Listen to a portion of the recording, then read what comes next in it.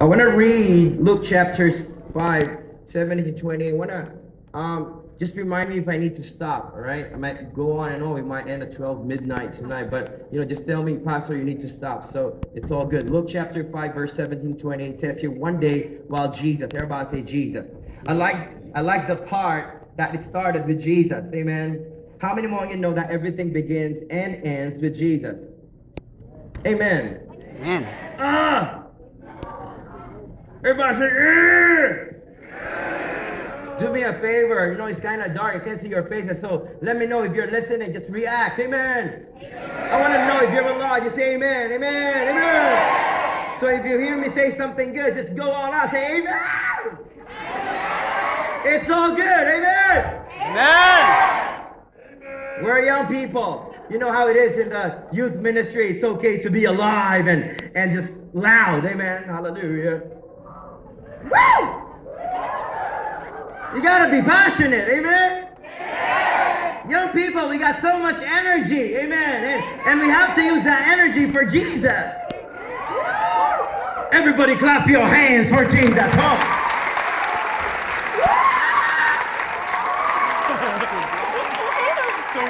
Amen.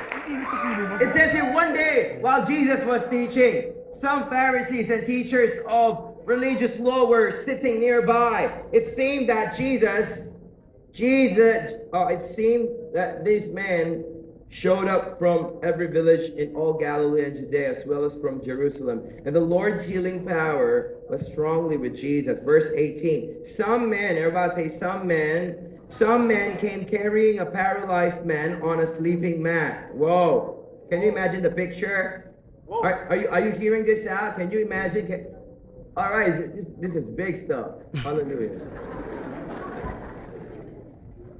And behold, men brought in a bed and a man which was taken with a palsy. So it's like paraplegic, it's like paralyzed. And they sought to bring him in and to lay him before him. Hallelujah. Hallelujah. All right, next line. Let's read.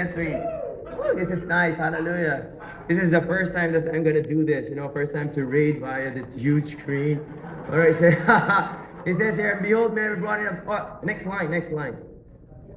Is that it? All right, so let me read from the smaller text. All right. So they went up to the roof and took some of Titus. All right. Some men came carrying a paralyzed man on a sleeping mat. They tried to take him inside to Jesus, but they could not reach him because of the crowd. Are you getting this? So Jesus was in a house, and they wanted to get inside the house because they were carrying a paralyzed man, and they could not bring the paralyzed man to Jesus because there was a crowd. Are you getting this? All right. It says here, so they went up the roof and took off some tiles. Then they lowered the sick man on his mat down into the crowd, right in front of Jesus. Seeing their faith, Jesus said to the man, young man, your sins are forgiven. Hallelujah. Verse 21. But the Pharisees and teachers of religious law said, only God can forgive sins. Verse 22. Jesus knew what they were thinking. So he asked them, why do you question this in your hearts? Is it easier to say your sins are forgiven? Well, stand up and walk, so I will prove you. Then Jesus turned to the paralyzed man and said, oh, this one is powerful. The paralyzed man comes face to face with Jesus. And then Jesus says, stand up, ow! Pick up your mat and go home. Verse 25. And immediately, as everyone watched, the man jumped up, picked up his mat, and went home praising God. Hallelujah. All right, that's nice, y'all. That's nice. That's a very powerful story, amen. It's a story of a man who was paraplegic. He was paralyzed, couldn't move, couldn't groove, couldn't dance, couldn't smile. He was like paralyzed, amen. How many more of you know that being paralyzed is a big problem? Say amen. Amen. Anybody here who has been paralyzed before? Oh, praise the Lord, amen. But how many more of you have seen a paralyzed before? You just imagine if your life is like paralyzed, you can't move. It's hard. You can't check your text messages. Maybe just imagine you're paralyzed. You can't go Twitter, you can't go Facebook, you can't sing, you can't dance, you can't praise, you can't lift your hands, it's hard. So this guy had a problem, paralyzed. Amen. One time, while Jesus was in a village and he was in a house, the Bible tells us that he was teaching, and there he was, the paralyzed man was there, problematic, and the problem is he was paralyzed, so he can't come to Jesus. Amen. Amen. Makes some sense, huh? The paralyzed cannot come to Jesus because he's paralyzed. Amen. Amen. Have you seen the paralyzed come to Jesus? I mean, could you just imagine? I want healing. Jesus can heal me. But I can't move. I can't move. But praise God, he had friends. Everybody say friends, y'all. Friends. The Bible tells us that he had friends. And his friends were wanting so much for this paralyzed to be healed. So they took it upon themselves and said, all right, let's work as a team here. Let's work together right now. Jesus is in that house, and we have a friend here who's paralyzed, and we need to bring him to Jesus. Are you getting this? Amen.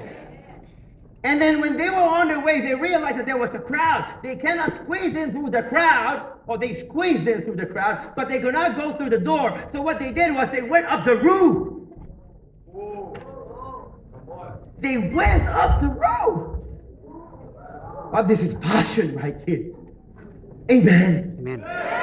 Na-imagine nyo ba, umakyat sila ng bubong? At para sabihin ko sa inyo, yung mga bubong noon, hindi kagaya ng mga bubong natin ngayon. Yung mga bubong natin, di ba, yero?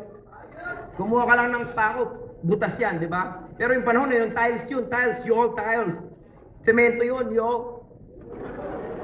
That's why imagine, they were carrying the paraplegic, at pagkatapos natin sila sa roof, at pagkatapos sabi nila, binutas nila yung bubong. So si Jesus, habang nagtuturo, nasa bahay, biglang, op. Yung mga bato nalalaglag na, ano ba nangyari? Earthquake ba? And all of a sudden, binabaan nila yung may sakit. At pagkatapos sabi ng may sakit, hello, Jesus. Come on! Amen. Amen! Amen. This is a very powerful story of a group of friends working as a team, bringing their friend who had an illness to Jesus, because they knew that the only person who can help him now, their friend, is Jesus. The only person who can solve the problem of the paraplegic was Jesus. So they took it upon themselves to just come together. All right, let's just decide. Let's just work as a team. Let's bring him to Jesus. How many more of you know that this is a powerful illustration of us needing to come together, working as a team, to be able to bring not just our classmates, not just our friends, but the whole city to Jesus Christ. Everybody say amen. Now I'm going to give you three. Everybody say three. Three very powerful principles that you may want to take along as you leave this place tonight. Number one, you make disciples, you win the city because of Jesus. And everybody say amen.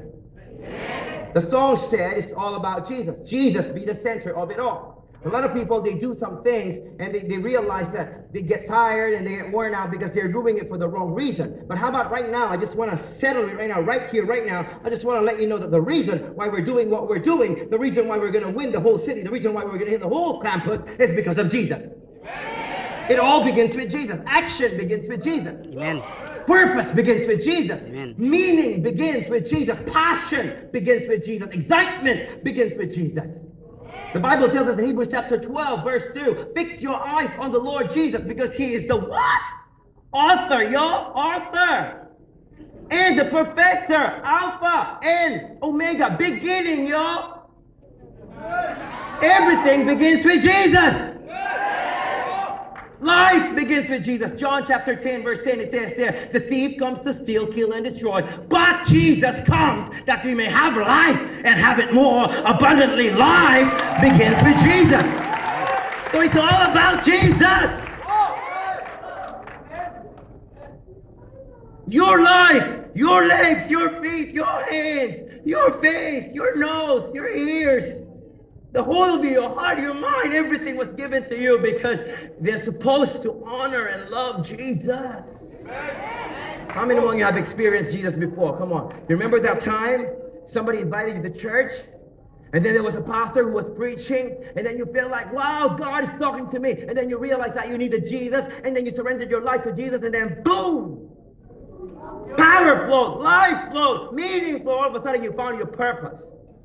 Story of my life, y'all, 2004, I was so lost. How many more of you familiar with my story? Well, let me tell you about my story. Hallelujah. I used to believe that life was simple. Ganito lang ang buhay, di ba? Sabi nila, nung wala pa ako kay Lord, sabi nila ang buhay, ganito lang. Ipapanganak ka, tapos tatanda ka, magkikinder ka, prep, nag-graduate ka ng prep. Grade 1, grade 2, grade 3, grade 4, grade 5, grade 6, tapos graduate ka. Tapos sabi nila, magkuha ka ng, mag-aral ka maigi para may honors ka. Okay, so, gumraduate ako, ganyan. Tapos high school. Tapos pag high school ka, mag-college ka, tama? Pag nag-college ka, magkakatrabaho ka. Pag nagkatrabaho ka, dadaming pera mo, tama? Tapos maghanap ka ng asawa. Ganun ka din yun. O, asawa, hindi ka na. Di ba? Ganun lang yun, di ba? Pagkatapos mag-asawa, magkakaroon ka ng anak. Pag nagkaroon ka ng anak, pag tumanda yung mga anak mo, magiging lolo ka na, magkakanak ka sila, tama? Pag naging lolo ka na, magbilang ka na ng ilang taon, patay ka na. Di ba? It used to be like that. Amen. Amen. And I was well on my way. If you check out my resume when I was like 24 years old, I graduated from USD, and I went to Ateneo to get my master's degree. And I was climbing the corporate ladder, sobrang ganda. Tapos I had girlfriends. Hindi, di ba? Buhay noon, dapat, di ba? I'm coming from a boys' school, kasi sa boys' school sa amin noon, sabi nila, pag wala kang girlfriend, pangit ka. Pag isa yung girlfriend mo, okay lang, normal. Pag dalawa, pwede. Pag tatlo, you're the man. So, nag-iipon kami ng girlfriends. So, just imagine, I was well on my way to just looking at that, yung pattern na yun, na kailangan may asawa ka, marami kang pera, ganyan. Pero sino naniniwala na kahit dami mong girlfriend, kahit na dami mong pera, may kulang pa rin eh. There is a space right there in your heart that only God can fill. Amen? Amen. So, pagdating ng 2004, nakilala ko si Jesus, na-realize ko ang buhay pala, ang sense, ang meaning, nanggagaling lang kay Jesus. Amen. So, I surrendered my life to Jesus. Amen? And my life was never the same. God has brought me to places that I never even dreamed of. Amen? Amen. So it all begins with Jesus. The reason why I preach is because of Jesus. The reason why I sing is because of Jesus. The reason why I write books is because of Jesus. The reason why I go all around the Philippines is because of Jesus. The purpose of my existence is Jesus. And if you're praying for a vision from God for God to give you a vision right now for the multitudes or for the city, it must begin with Jesus. Not because you want to grow a church, not because we want to have like 20,000 disciples. That's all good, amen. But initially, y'all, the ultimate reason why we must do what we should do is because of Jesus.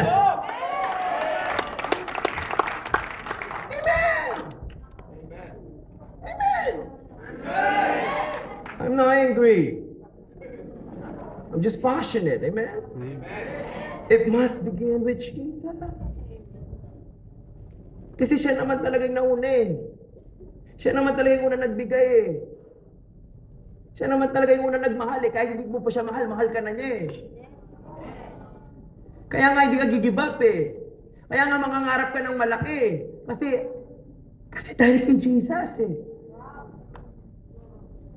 No, come February 14, 2004, naging Christian ako ng January 2004. February 2004, sabi ng youth pastor namin, sabi niya, Ru, ikaw mag-preach. Sabi ko, bakit po? Wala, ikaw lang. Marami kang karanasan sa girlfriend, di ba? Opo, ikaw na. O, sige po. So, nag-preach po ako. First time ako nag-preach, February 2004. Ang preaching ko, dalawa lang ang verse ang alam ko, John 3:16 tsaka Matthew 6:33. So, feel ko. Feeling.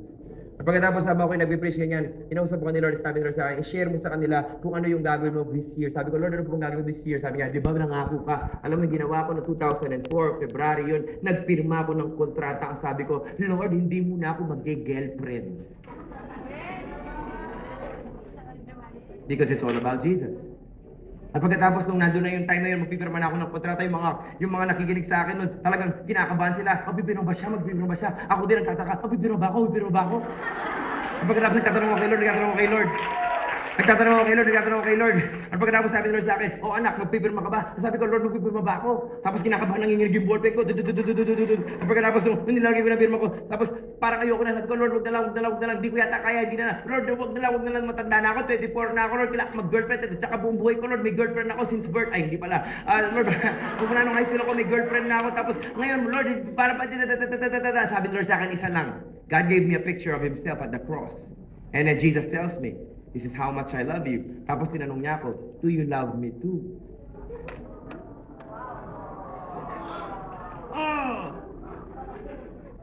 Sino naniniwala pag may pinapagawa si Lord sa atin, minsan mahirap? Minsan sobrang laki. Pero ang lahat sumisimple kapag tinanong ka niya, mahal mo ba ako? Pag sinabi, opo Lord, o di gawin mo. Simple lang si Lord eh, amen. Kaya nga ang pinakamatinding encourage mo ay yung mahal mo si Lord. Kaya mo i-give up yung mga bisyo mo kasi mahal mo si Lord. Kaya mo i-give up yung pag-girlfriend, yung pag-boyfriend muna habang hindi pa nakapanahon kasi mahal mo si Lord. Amen! Kaya nga hindi ka na magsisinungaling pagkatapos ng gabing ito kasi mahal mo si Lord. Kaya hindi ka na magpapasaway sa magulang mo kasi mahal mo si Lord. Kaya wiwin mo yung buong campus mo kasi mahal mo si Lord. The reason why we do things is because we love Jesus!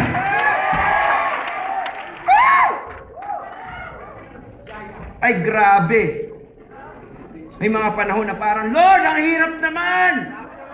Tapos pag pinakita ni Lord, pag pinaalala ni Lord, oh, naalala pa ba? Alin Lord? Yung time na in love ka sa akin, ay opo, saan po yun Lord? Sa cross, tapos yun na. Nakatingin sa'yo si Lord. Mahal mo ba ako? And everybody said amen. Amen. It's all because of Jesus. It's all because of Jesus.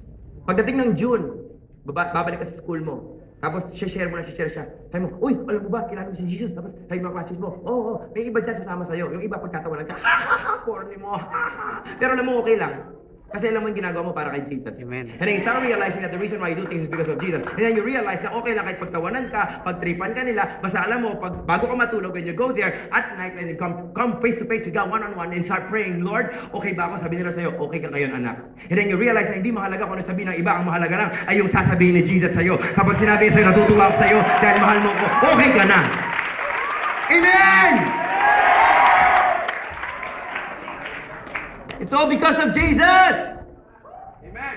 Ang taong nakafocus kay Jesus, hindi yan madi-discourage. Ang taong nakafocus kay Jesus, lahat gagawin at gagawin niya para kay Jesus. Kahit na nakahiga na siya, nakaratay na siya, tatayo siya kapag naunawaan niya kung gaano siya kamahal ni Jesus. Amen! Wow! Grabe! Restore your passion for Jesus. Nagsisimula doon yun.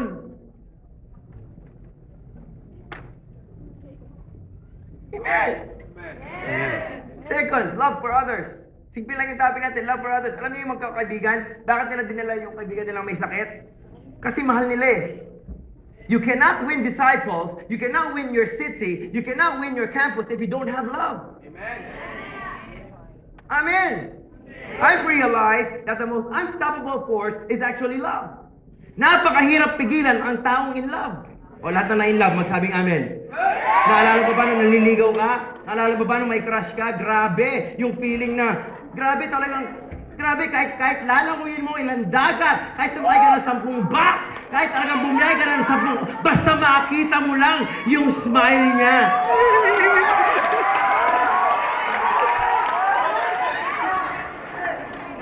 Kapag in love, iba eh, may motivation eh, amen. Alam nyo, na-realize ko, nung minsan,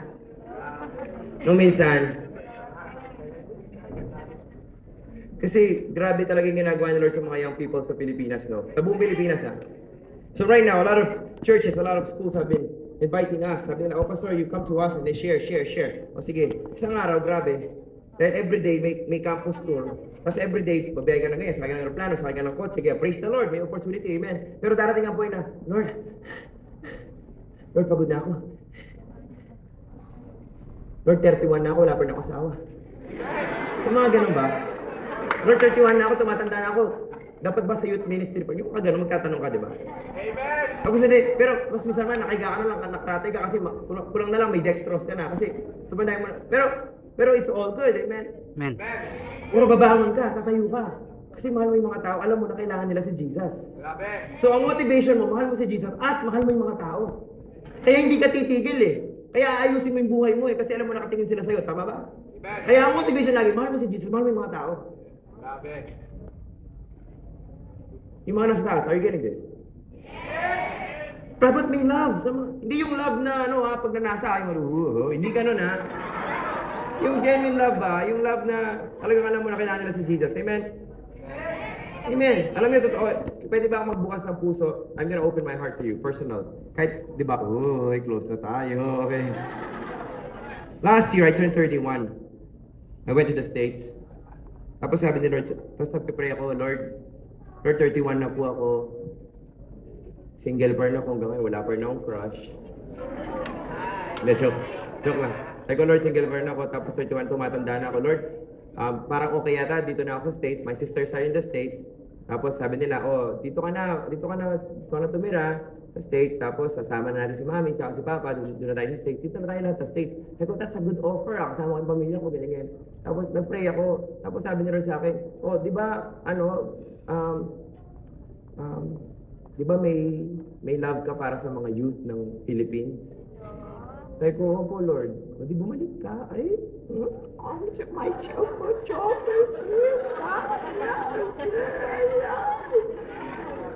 Lord, I gotta have some confirmation. Alam mo yung nakakatuwa sa Lord. Tumawag yung editor ko from OMF. Sabi nung editor ko, sabi niya, you need to go back to the Philippines. Sabi ko, bakit po? Right now, we only have 2 authors writing books for the young people. And yung isa, ikaw yung isa. So, kailangan ka pa gumawa ng maraming books. Wow, thank you po. Sabi ko, Lord, thank you sa confirmation. Pangalawa, may nag-email sa akin. Taga Cebu, sabi niya, Pastor, you need to go here to Cebu sa April kasi you need to have a youth camp. Tapos gusto namin ikaw yung magpasilip. Wow, thank you, Lord. Tapos alam niyo ba, umiiyak kong ganyan. Sabi ko, Lord, uuwi ako ng Pilipinas. Tapos sabi ni Lord sa akin, dapat kong umuwi. Tapos sabi ko, Lord, bakit po? Kasi nga mahal mo sila eh. Yung mga life group leaders ito, mga cell leaders, alam niyo yung feeling, di ba? Prepare ka ng sermon, tapos darating 1, 2, 3, di ba? Talagang 1 week ka nag-fasting, nangayayat ka ng todo-todo, tapos pagdating ng life group mo, wala sila, di ba? Pero magpapatuloy ka, di ba? Magpapatuloy ka, di ba? Kasi mahal mo sila. O yung may mga klase ito, na-try yun na mag-invite, di ba? Invite ka ng invite, nililibre mo pa sila, text ka ng text, naubos na yung load mo sa kakaka-invite sa kanila, tapos wala man darating, di ba? Pero magpapatuloy ka pa rin eh, kasi mahal mo sila, di ba? Di ba? Yun eh. Love for Jesus and love for people. Nakuha mo na, praise God, hallelujah. Iba eh. Pag may genuine love sa mga And then you realize, when you start realizing that everybody needs Jesus, that all your classmates need Jesus, that all your family members need Jesus, grabe talaga hindi ka titigil. Sabi mo sa kanila, I will not let you go until you go to church with me. Amen. Amen. Ay grabe, we shared this to our young people in 2009. I think in 2010, we were running around 700 young people in our church. Talagang grabe ilang years na kami, parang 600, 700, parang hindi nag-grow. And then we shared love and compassion. Sabi namin, kailangan may genuine love. Naniniwala ka ba na kailangan ng mga klase si Jesus? Sabi nila, opo, pastor. Dahil mahal niyo sila, i-win niyo sila kay Jesus. We shared the vision for the city. We shared the vision for the campus. Tapos sabi nila, you have to make disciples. You have to win people for Jesus. Alam niyo, they responded. After 1 month, from 600, naging 1,300 yung mga young people sa church. Grabe! Alam niyo kung bakit? Kasi na-realize nila, natutunan nila na talagang kailangan may love. Alam niyo, dumating mo sa point na kailangan po namin magpalabas ng tao sa church. Promise, totoo. Nangyari talaga yun. First service namin. Tapos sobrang puno na, dumarating pa yung mga bago. Tapos, nakiusap po ako sa mga dati na po nag-aating kung pwede po sila lumabas kasi papasok na po yung mga bago nating mga classmates. Lumabas sila. Pero grabe, no? Sino naniniwala na lahat ng tao kailangan si Jesus? Amen? At ang hinihintay lang talaga ni Jesus, ikaw. Invite mo sila. Mag-make disciples ka na. Let me share with you a vision. Pwede pa ako, pero meron pa. Sige lang. Hindi ako titigil dito. Basta natin sinasabi titigil ako, tuloy-tuloy ako. Alam niyo, meron principle, a powerful principle that I want to share to you today. Sa lahat ng mga nanghihina, parang nanlalamig, go back to the place of promise. Somebody needs to hear this right now. You need to revisit the place of promise. Amen. Isang araw, once upon a time, you know this. God spoke to you. It was a burning bush experience. You were there, one-on-one with God. And God gives you a vision. God gives you a promise. And then boom! It changed your life forever. Pero there will come a time, after 5 years, 10 years, parang mapapagod ka na. Parang ang dahil pagsubok, parang ayaw mo na. And then God tells you, go back to the place of promise. Meron dito pinangakuha ka ni Lord. Alam mo kung sino ka? Balikan mo yun. Doon ka huhugot ng inspirasyon, panibagong apoy. Doon! Amen. So ako, binalik ako ni Lord last year eh. Nagpe-pray ako ganyan. Sabi ni Lord sa akin, di ba may pangarap ka para sa Pilipinas? Sino may pangarap para sa Pilipinas? Gusto niyo i-share ko sa inyo yung pangarap ko para sa Pilipinas? Naniniwala ako na darating ang araw, may isang generasyon, everybody say generation. If we're praying for God to transform the nation, it will take a generation. Amen. And praise God, kayo yun. We're gonna pray for the next generation. Amen. Amen. Praise God, we have yung mga generation ngayon, our apostles be giving us wisdom. Amen. And I know that it's part of the preparation, pero alam ko, matindi yung plano ni Lord para sa generasyon ninyo. At naniniwala ako, darating ang panahon, 10 years, 20 years from now, ikaw na yung bagong doktor, ikaw na yung bagong nurse, ikaw na yung bagong lawyer, ikaw na yung bagong counselor, ikaw na yung bagong gobernador, ikaw na yung bagong presidente. At nakikita ko yung bagong Pilipinas kasi isang Pilipinas na punong-puno ng mga tao that really honors God. Just imagine, lalakad ka sa labas, walang hold-upper, walang kidnapper, walang karnapper, walang nagsisinungaling, walang nagmumura. Kapag umiinit ang ulo ng mga tao, sasabihin nila, imbis na magalit, God bless you. Yung mga tipong mag-iiwan ka ng cellphone mo sa Jollibee at pagkatapos after 1 week, nandun pa rin yung cellphone mo kasi walang nagnanakaw. Pero kung naniniwala kayo na mangyayari yung kailangan magsimula ngayon. We have to win our classmates. We have to win our campuses. We have to win our city. We have to win this generation for Jesus so that when that time comes, 10 years, 20 years from now, magugulat ka na, grabe, ang ganda ng Pilipinas. Bakit? Because there is a generation who stands for the honor and for the glory of God. Come on! That's the reason why I don't give up. That's the reason why I don't quit. Because I have a vision from God. Amen.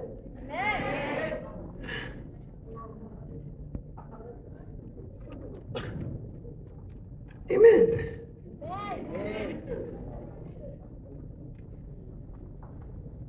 And God is able. God is able. The Bible tells us that He's not just an author. He's also a perfecter. Ibig sabihin, lahat ng mga pinangako niya sa iyo, lahat ng mga isinulat niya, mga dreams sa buhay mo, tatapusin ni Lord yan. Because our God is a God of completion. Amen. The Bible tells us in Philippians chapter 1 verse 6, di ba? He who began a good work in us will be faithful to bring it to completion. Our God is a God of completion. Pag binuksan mo yung Genesis mo, makikita mo yung story of creation. Hindi ba tumigil si Lord hanggat hindi natapos lahat? The Bible tells us when everything was finished, He rested. Tama ba? When Jesus was carrying the cross, hindi ba sabi ng Bible, naglakad siya hanggang sa Calvary kahit mahirap na, kahit dugu-duguan na, lahat na, talaga tinuloy pa rin niya. Alam niyo bakit? Kasi tinatapos yung mission niya. Kaya nga sabi niya, it is finished eh. Di ba? Di ba? So what am I saying? Lahat ng mga binigay ng mga pangarap ni Lord sa inyo, pakalaki-laki mo na yan. Alam mo, nagaling kay Lord kasi sobrang laki. Tatapusin ni Lord yan. And right now, I know with all my heart that God is giving you a vision for your city, a vision for your campus. At ngayon, sinimulan na niya. At sinasabi ni Lord sa iyo, I'm gonna give you everything you need for you to fulfill this vision. Come on! Come on! Ang hina naman ng palakpak na yan.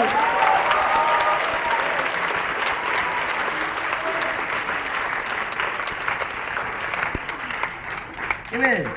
My time's up. Ito ba yan? So I need to wrap up. Okay lang? Okay na? Tapos na ako? Ay, hindi pa. Pwede pa. Ay, praise God. Hallelujah. 30 seconds. Thank you, Sarah. I hope that you got a passion. I hope you got a... There was a time when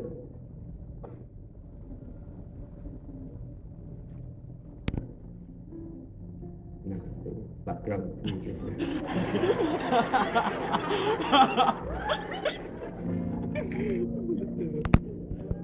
I'm gonna pray for you na lang. I'm gonna pray for you na you receive that burden to just win everybody for God. Amen. Amen. Once upon a time, kinailangan mo si Jesus. And somebody brought you to church, right? Somebody invited you to church and you experienced Jesus. Huwag tayong maging selfish. The reason why God blesses us is because He wants us to become a blessing to others. So kung naranasan mo si Jesus na totoo, kailangan yung love na may overflow. And that love will translate to you winning your classmates, winning the people for Jesus. At hindi ka titigil hanggat hindi mo nakikita lahat ng kaklase mo, hindi ka titigil, hindi mo nakikita lahat ng mga kaibigan mo. Lahat sila, they praise and worship Jesus. Can we all stand right now? Let's just all stand. I'm going to pray for you.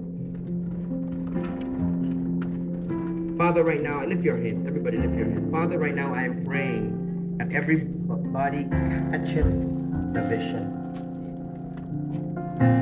Right now, gusto ko na pag-pray mo kay Lord, ask for it right now. Ask for it right now. God, give me my campus. Come on. Say this prayer right now. Say, well, God, give me my campus. I want to win my campus for Jesus. Come on, right now. Lord, in the name of Jesus, in the name of Jesus. Somebody here, you're receiving a vision. You're receiving a vision. You're receiving a vision. Marahil isang logo yan, logo ng school mo, or maybe it's pinapakita ni Lord sa vision mo, yung mga kaklase mo, pinapakita ni Lord yung mga teachers mo, pinapakita ni Lord yung buong campus mo right now. Just receive it right now. God is